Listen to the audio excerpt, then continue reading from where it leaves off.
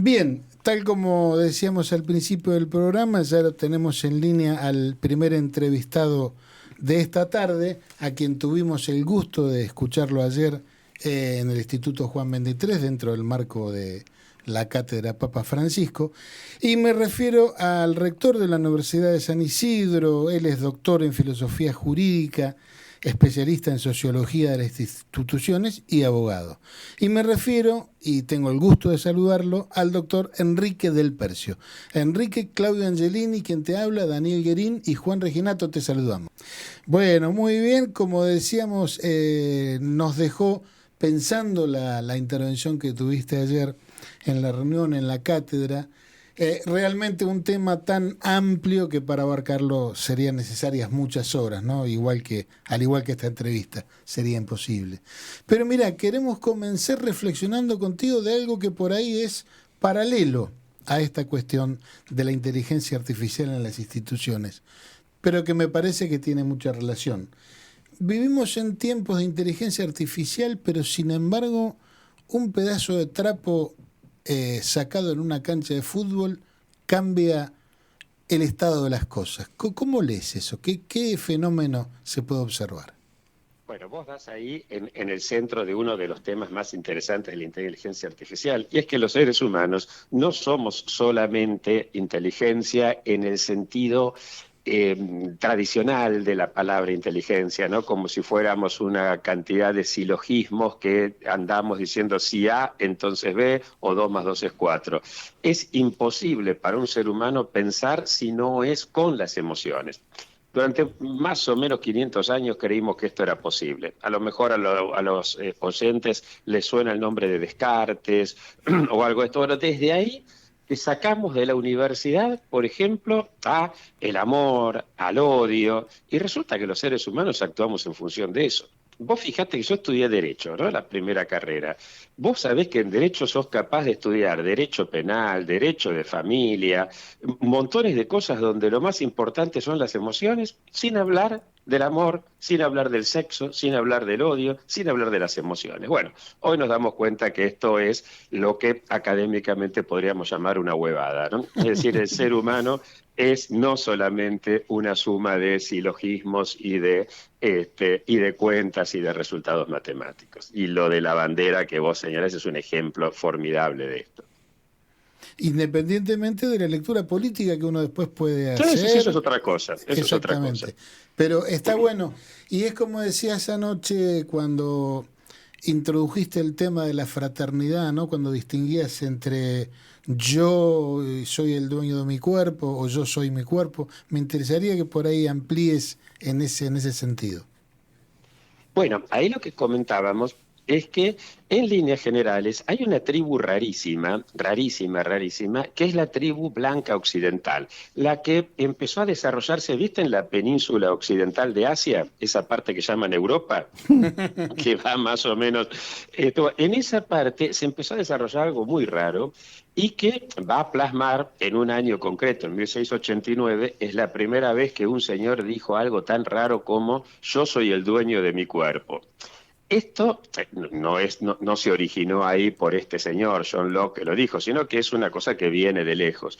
Pero esto es algo muy raro, porque las filosofías más universales, como yo trabajo mucho en filosofía andina, ¿no? Pero también la filosofía bantú y la tupí guaraní, que son las tres grandes filosofías que hacen al pueblo argentino. Nosotros somos una mezcla de las influencias andinas, influencias guaraníticas e influencias africanas, en gran medida. En los estratos medios y altos urbanos somos más europeos, en el resto tenemos más de esto otro. Y ahí a nadie se le ocurriría decir yo soy el dueño de mi cuerpo y de mi vida. Lo normal es decir yo estoy siendo mi cuerpo y mi vida. Si a vos, Claudio, te sacan tu cuerpo y te sacan tu vida, ¿dónde queda Claudio? ¿Y esto por qué es importante? Porque si yo pienso que yo soy el dueño de mi cuerpo y de mi vida, yo voy a pensar que yo antecedo a mi cuerpo, a mi vida, que yo soy capaz de vivir y de dar vida a eso. Y por lo tanto, yo voy a creer que yo, uso a cada rato la palabra yo, porque aquí es importantísimo, ¿no? Yo decido vivir con los otros. Yo me asocio con los otros. Por lo tanto, la vida en común la voy a pensar como una sociedad. Pero si yo estoy siendo mi cuerpo, mi corporalidad depende de que alguien haya hecho esta indumentaria, esta agua que me haya acercado, esta agua que estoy tomando gracias a que abro la canilla, estoy ahora adentro de mi casa con ladrillos, que alguien la hizo. Es decir, me voy dando cuenta de que no soy yo solo, sino que soy en relación con todos esos. Pero también con la madre tierra o la Pachamama, gracias a la cual tengo el agua, tengo el algodón, el lino, tengo el barro, aunque están hechas estas paredes, y ahí entonces voy a pensarme de otra manera. Enrique, Daniel Guerín te saluda. Hola, Daniel.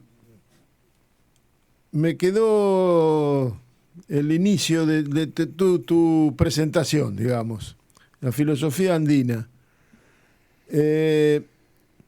Y ahí, no sé, se me representó Rodolfo Kusch. ¿Puede ser? En Mira, eso del ser, no solo estar. puede ser, es así, pero vos sabés que a mí me pasó, te cuento, hace más de 20 años, en Ecuador ganó o hizo una elección bárbara un partido político indígena, Pachacuti. El Pachacuti. Exacto, y tan importante fue esa elección que terminaron apoyando al que era al que quedó como presidente, a Lucio Gutiérrez. Yo en esa época estaba pensando el tema de la representación política, pues justo poco antes habíamos tenido nosotros la crisis del 2001, todo esto, entonces aproveché una invitación que me hizo la Universidad Andina para ir a dar clases allá. Y me pasé casi un mes. Después que fui a dar clases, me fui a recorrer algunas aldeas indígenas andinas donde había surgido Pachacuti. Y ahí me di cuenta de que estaba en un universo distinto. Les cuento una sola anécdota. Cuando llegué, era un lío entonces llegar de un punto a otro en colectivo porque antes de Correa no había horarios, no había nada. Yo tenía que llegar a un pueblito donde iba a estar una persona esperándome y llegué una hora más tarde por este tema. Y cuando yo llego, el osito Maldonado me estaba esperando. Y yo me deshago en disculpas. Había quedado en llegar a las 10 de la mañana, eran las 11. El pobre hombre me estaba esperando ahí. Y él me mira y me dice, ¿pero qué problema tenés si el tiempo no se termina nunca? Ahí dije, chao, acá estoy en otro mundo. Y entonces le dije, el tiempo no, pero tu tiempo sí. Y me mira, se encoge de hombros y me dice, tampoco.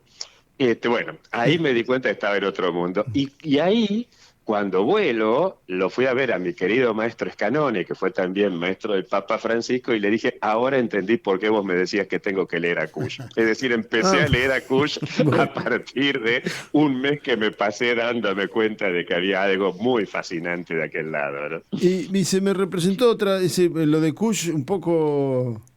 Yo lo he leído y lo he leído sin guía, y eso, las lecturas autodidactas de estas cosas están mal. Y uno puede salir para cualquier lado o no entender nada o lo entender todo equivocado y no se construye el pensamiento. Pero es como que está jugando en el ser y en el estar, ese debate. Creo un poco que dijiste eso en tu juego del yo. Exactamente. Vos sabés que, mirá, primero de leer sin guía yo no estoy tan de acuerdo, porque a veces vos lo lees con guía y en lugar de leer a Kusch, escuchás la guía crees que estás leyendo a Kusch y estás leyendo lo que la guía te dice que tenés que leer, ¿no? Así que eso es relativo. Pero sí. Mirá, solamente, como decíamos, esa tribu tan rara, que es la tribu blanca, creyó que el ser no es un verbo. Hay una anécdota, ¿no? De cuando Heidegger se encuentra. Claro, el ser es un verbo, no es un sustantivo. Uh-huh. En ninguna lengua, salvo las occidentales, vos podés decir un disparate semejante como el ser es. Lo normal es decir, las cosas están siendo. Pero el ser es, no tiene sentido. Cuando Heidegger se encuentra con el maestro Suzuki de la escuela de Kioto, le pregunta, Heidegger, un filósofo alemán re grosso, ¿no? Que realmente muy interesante. Pero le pregunta al japonés, ¿cómo se dice en japonés el ser es? Y el japonés se ríe, y dice, no se puede decir, no tiene sentido. Y ahí Heidegger es como que se le parte la cabeza, ¿no? ¿Cómo es esto? Bueno, pero es así. Y Kusch lo que rescata es algo muy universal, y es que estamos siendo, digamos, nadie diría el ser es, diría las cosas están siendo. En este momento yo estoy hablando con vos desde lo que está haciendo un teléfono. Pero este mismo aparatito en otro momento está haciendo mi agenda y en otro momento está haciendo mi coso para mirar los correos y los mails, ¿se entiende? O sea, las cosas están siendo, no son del todo, están siendo algo en cada momento. Maravilloso pensamiento. Me quedó ahí otra de esas anécdotas con una... a ver si tal vez esté enganchado, tal vez sea una locura que se me ocurrió recién, pero hay un... la revolución peruana del APR tuvo una consigna hermosísima que era muera el yo y viva el nosotros. ¿Está allí en Sí, esa filosofía andina? más o menos, porque hay ahí una cosa peligrosa en eso. A ver, si yo pienso que existe el nosotros y no existe el yo, corro el serio riesgo de creer que cuidado con el que es diferente y pensar que lo importante es la igualdad y entonces ahí, en lugar de hacer filosofía andina, voy a comprar un marxismo berreta, no el marxismo de Marx, ¿no? Sino un marxismo berreta y entonces voy a terminar pensando que el que no es igual a nosotros es peligroso y terminaremos con Stalin o con todo esto. Es decir, pensar lo importante es el nosotros y el yo no cuenta es tan peligroso como pensar solo existe el individuo y no existe la sociedad, como piensan muchos, ¿no? Si solo existe el individuo y no existe la sociedad, voy a pensar que lo único que vale la pena es la libertad, que nadie combate libertad, pero voy a creer, ¿viste que hay gente que dice mi libertad termina donde empieza la de los demás? O sea que el otro es un estorbo a mi libertad. La única forma de ser yo plenamente libre es acabar con los otros. Por eso voy a putear a los otros. El que no piensa igual que yo voy a decir que es materia fecal y todas las cosas que dice gente tipo, viste, con lenguaje presidencial y esas cosas así. Pero en cambio, deshumanizando totalmente al otro. Pero en cambio, hay otra posibilidad. Ah, bueno, perdón. Y si yo creo que lo que existe es la sociedad y no el individuo, que existe el nosotros y no existe el yo, voy a creer que lo único que importa es la igualdad. Y voy a violar los derechos humanos, voy a mandar a Siberia a los que no piensan como yo. En definitiva, de los dos lados terminamos en lo mismo, ¿no? Terminamos en, ya sea fascismos igualitarios, como el nazismo, somos todos los arios, somos los que existimos, los otros no, o como el stalinismo, o fascismos individualistas. Pero siempre ninguneando al otro, siempre reduciendo al otro como hace Milei, ¿no? A materia fecal o a cosas por el estilo. Pero ¿qué pasa si yo creo que somos en relación con? ¿Qué pasa si yo sé que no existo, porque estoy siendo mi cuerpo, que no existo sin la gente, sin la gente que haya hecho esta indumentaria que yo tengo puesta, sin los albañiles que hicieron esta casa? Entonces voy a decir, pucha, yo soy con los otros y los otros son conmigo. Hay una frase de la filosofía Bantú muy linda. La filosofía Bantú es la del África subsahariana, ¿no? Tienen un principio hermoso que es el principio Ubuntu. Ubuntu es el centro de la filosofía de ellos, que es yo soy porque vos sos, pero ese vos no se dirige solo a un ser humano, se dirige también al árbol, al río, ¿no? Y tienen otra muy linda también. Dicen, para educar a un niño hace falta una comunidad entera, del mismo modo que para que haya un árbol hace falta todo un ecosistema. Es decir, el niño existe y la comunidad también. El niño hace a la comunidad y la comunidad hace al niño. ¿Se entiende esta diferencia? Absolutamente. Es muy, muy interesante. Entonces, y ahí lo que voy a pensar no es ni la libertad ni es la igualdad solitas. Son la libertad y la igualdad, pero leídas desde la fraternidad, ¿no? Ahora, si querés, hablamos de fraternidad, que es otro temón fascinante también. Sí, y más en nuestro caso que somos fanáticos confesos de Francisco y de su sabiduría y de sus enseñanzas, así que por supuesto que nos interesa desarrollar la fraternidad. Bueno, ahí tenemos que tener en cuenta, primero que nada, que fraternidad viene de frater y que frater significa hermano. Todo lo que tenemos hermanos, sabemos que los hermanos nos queremos mucho, pero los hermanos también nos peleamos. Es decir, la fraternidad implica esta doble dimensión. Y es muy interesante ver la mitología. Siempre la mitología encierra una gran sabiduría. En el caso de la mitología andina, los hermanos Ayar se pelearon, se mataron con algunos y después fundaron el Cusco. En la mitología guaraní, tupí y guaraní eran dos hermanos que se pelean y uno funda la cultura tupí más al norte y otro la guaraní más al sur. Pero vayamos a la cultura mediterránea europea. Rómulo mata a su hermano Remo y funda Roma. Y si querés, para los que somos católicos, vayamos a la Biblia. Los primeros hijos de Adán y Eva son hermanos, obviamente, y son Caín y Abel. Caín mata a Abel y funda después Enoc, la primera ciudad de la Biblia. Esto no quiere decir que los hermanos fratricidas tengan una compulsión maniática obsesiva por fundar ciudades, sino que en el principio, como no hay padre y madre, como las relaciones son horizontales, las relaciones horizontales estimulan el conflicto. Y en el conflicto, cuando se radicaliza, la lucha es a muerte. Es como Caín y Abel, como Jacob, que se salva de milagro de que su hermano Esaú lo mate porque la mamá le dice rajate, ¿no? Es decir, la fraternidad nos dice, ojo, que primero está la lucha a muerte. Pero también nos dice que cuando la mamá le dice a los hijos, basta de pelear que no parecen hermanos, le dice una verdad muy profunda. Le dice, ojo, porque por este camino la cosa no va. Pero la primer tensión es esa. ¿Se acuerdan de Martín Fierro? Los hermanos sean unidos, esa es la ley primera. Si vos sacás una ley, es porque no es lo normal que se pasen, digamos, no es la tendencia natural. Nadie va a sacar una ley para que la gente respire.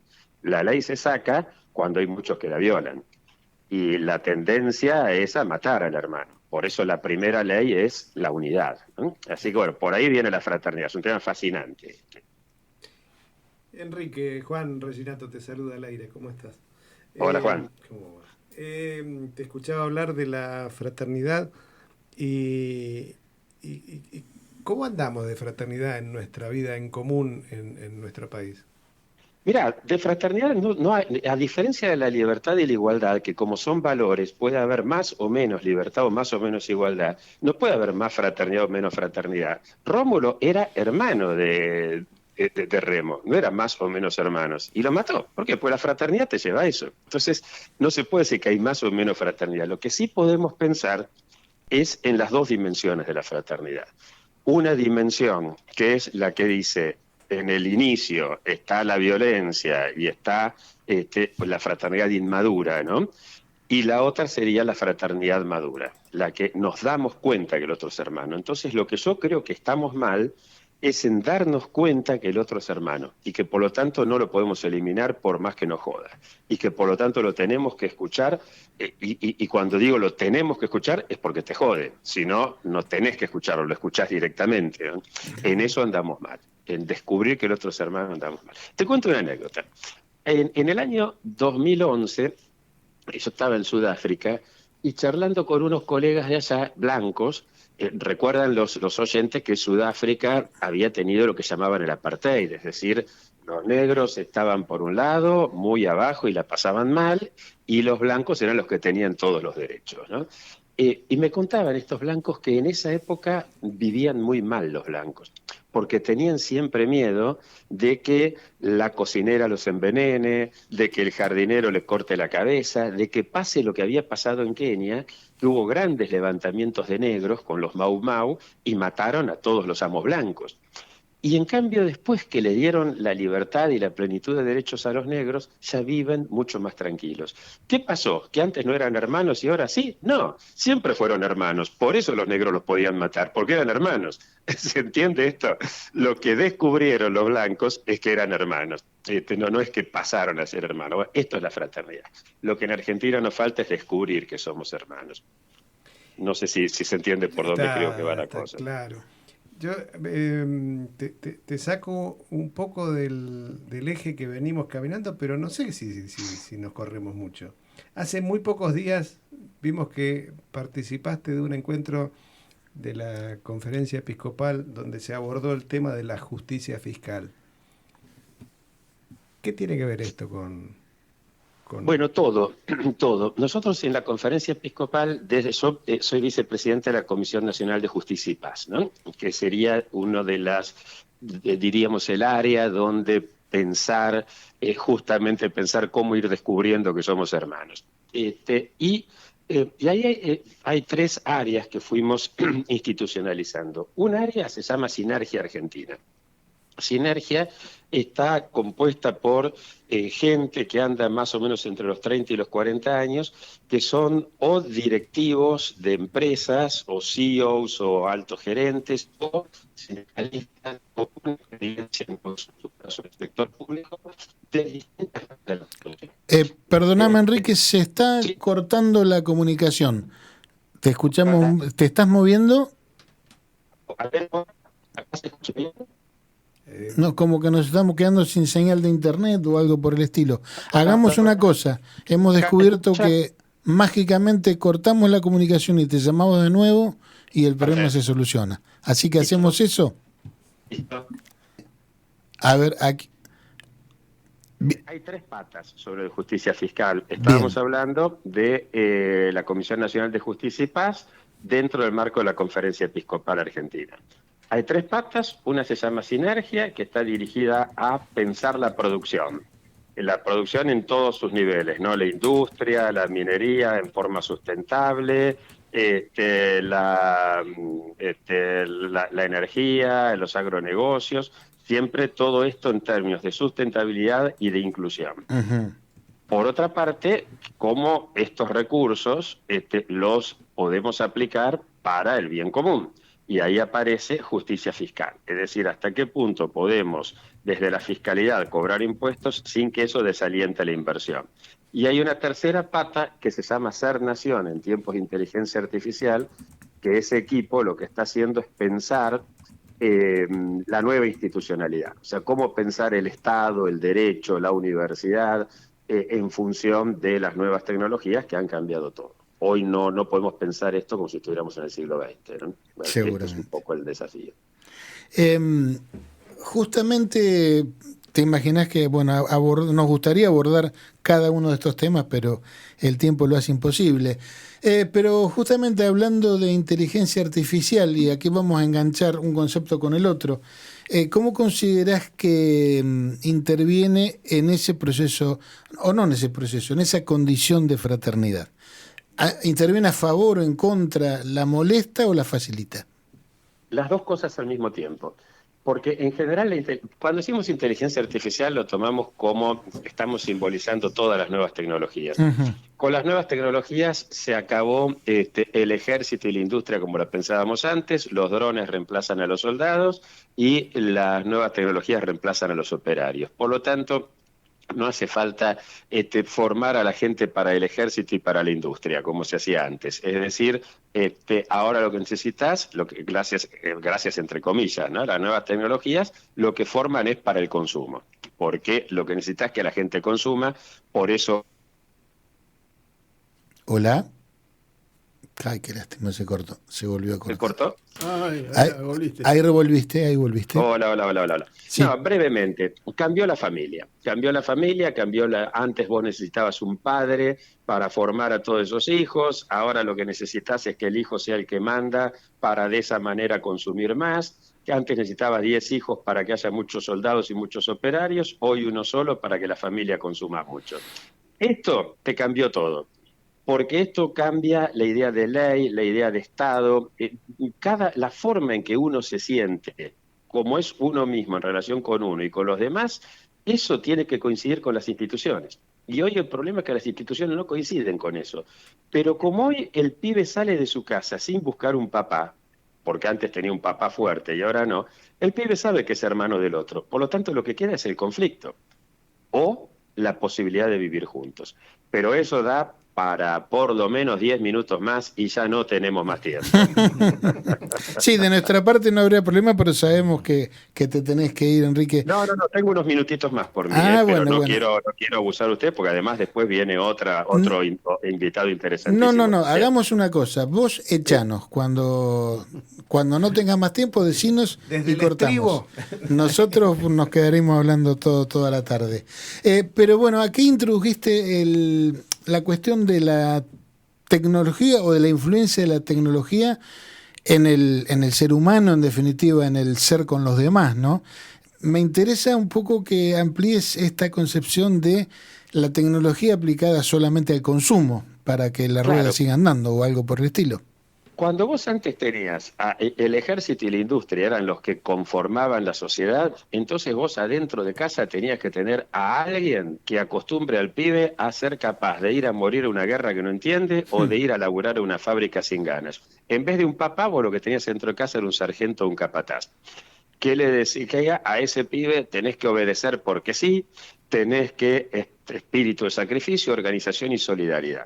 Es decir, el pibe era un chico que sabía obedecer la ley, pero su deseo no contaba. Lo que el pibe quería no importaba para nada. Por eso, cuando nosotros éramos chicos, yo tengo 65, le digo a la audiencia, la gente de mi generación, de chicos teníamos como ídolo a Batman. Batman era el tipo que salía cuando llegaba la batiseñal dada por el comisario, es decir, la ley lo llamaba, y Batman salía ahí. Si a Batman le gustaba Gatúbela, Batichica o Robin, a nadie le importaba, y a Batman tampoco. Su deseo no contaba. En cambio, cuando lo importante es el consumo, sacamos al padre de la escena porque el rey tiene que ser el chico, que además tiene que haber poquitos chicos para que se consuma mucho. Por eso necesitamos que el chico sea hijo único, sobrino único, nieto único, que todos le regalen un montón de cosas y que el chico desde que nazca se acostumbre a consumir, no a obedecer, no a ser solidario. Entonces, hoy el modelo es el Guasón. Se entiende esto, ¿no? Es decir, hoy es el deseo, pero sin ley. Bueno, de lo que se trata es de construir instituciones, no volver a Batman. Se trata de construir instituciones que sean capaces de reconciliar la ley con el deseo. Yo creo que es posible, no es fácil para nada, pero si te fijas en Trump, en Milei, en Bolsonaro, te das cuenta que son esos tipos, ¿no? Que no tienen límite alguno, que son el Guasón, justamente. Lo cual, te repito, tampoco esto significa volver a los gobernantes Batman, donde lo importante era la ley y no el deseo. Se trata de pensar una institucionalidad distinta. Y eso sí que en serio, ahí no me animo a entrar ahora, pues nos lleva por lo menos otro programa. Si querés te paso el link al último libro que saqué, que es de acceso libre y gratuito, Perfecto, y se lo difundís ahí a los claro amigos que sí. oyentes que les interese profundizar en esto. Sí, un poco la idea, siempre decimos que lo mejor que puede pasar con nuestro programa es que deje preguntas planteadas o que deje ganas de seguir buscando en otro lado, ¿no? Si alguien tiene ganas, googlea Entre la ley y el deseo. Enrique del Percio, Editorial Poliedro, Universidad de San Isidro, pone eso en Google y ahí le aparece el libro, el link al libro directamente. Entre la ley y el deseo. Buenísimo. Yo, perdón, quería, antes de irnos, que me digas qué te parece, cómo juega la tecnología de la comunicación, las redes sociales, todo lo nuevo que anda dando vueltas desde hace, digamos, 20 años, cómo juega en ese construir el deseo o en el desvincular la autoridad, hacernos creer que hacemos lo que queremos, pero no es así. Contame un poco. Bueno, otro tema para conversar largo y tendido otro día. Hablábamos de que la fraternidad lo que implica es la rivalidad con el otro, con el que está horizontal. Hay un autor, bueno, no importa el nombre al que le interesa, René Girard, que justamente dice: la violencia se da porque uno quiere lo que el otro quiere y no hay alguien arriba que diga esto es tuyo y esto es tuyo. Mark Zuckerberg explica que cuando él inventa el like, que quizás más importante que Facebook es el like, él lo que se da cuenta es que la gente no desea lo que desea. Lo que desea es el deseo del otro. Es decir, ¿hasta qué punto el pibe lo que quiere es tener ese celular o lo que quiere es tener ese celular porque su amiguito sabe que su amigo lo quiere pero no puede tenerlo? Ese like lo que implica es que cada uno va a querer tener un montón de likes y entonces la gente ya no va a hacer lo que quiere, va a hacer lo que quieren los otros para que le den like. Te das cuenta de lo jodido que es esto, ¿no? No es que esto no lo inventó Mark Zuckerberg. Mark Zuckerberg lo que hace es explotar una faceta jodida que tenemos los seres humanos desde Caín y Abel, si se quiere, ¿no? Pero él lo que hace es montarse sobre esto. Bueno, las redes, por un lado, joroban por varias situaciones. Te alimentan el sesgo cognitivo, o sea, yo soy hincha de Lanús, ¿no? De paso le ganamos 3-0 a Talleres, así que estoy feliz. Había que decirlo esto. Sí, había que decirlo. Pero claro, mis redes todos son hinchas de Lanús, todos piensan más o menos como yo. Bueno, no, es decir, lo que sirven es para que, curiosamente, las redes te aíslan. Es decir, vos te juntás nada más que con los que piensan como vos, con los que están... Eso conspira. Pero lo que más conspira no es tanto las redes como las pantallas, porque las pantallas te impiden concentrarte. Y sin concentración vos no vas a escuchar los argumentos del otro y vos mismo te quedás sin argumentos. Entonces la discusión se banaliza. La discusión política se transforma en insulto, se transforma en estética berreta, en una cosa así muy chota, qué cartera usa, qué campera usa, en lugar de pensar en ideas. Porque además, las nuevas miren, yo, un pibe de 17 años en la universidad, alumno mío, me dice, yo no pienso resignar mi libertad por un aguinaldo. Es decir, aparece algo ahí también en todas las nuevas tecnologías que al cambiar el modelo de trabajo hacen que se pierda ese contacto con tus compañeros de laburo, que se pierda ese contacto, esa capacidad de crecer juntos y de producir juntos y de darte cuenta que la verdadera libertad es la que se construye con los otros. Pero bueno, esto es muy complejo para... Claro. Justamente el sistema lo que hace es creer que la libertad es la libertad de consumir y nada más. Tal cual.